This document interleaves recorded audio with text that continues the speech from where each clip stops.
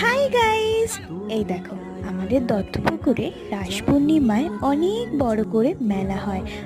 আজকে আমার দাদুর ডিমান্ড ছিল বা আবদার বলতে পারো, আমাকে নিয়ে গিয়ে মিষ্টি খাওয়াতে হবে।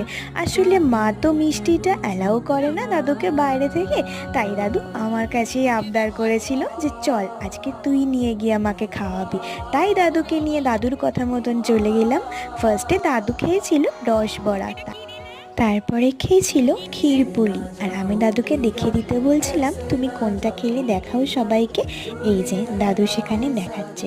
তারপরে দাদুকে বাড়ি পাঠিয়ে দিয়ে আমার বোন আবার বায়না করছিল রাইড চড়বে, আর ও যেই মেলাতেই যায় এই একটা রাইডই চড়ে।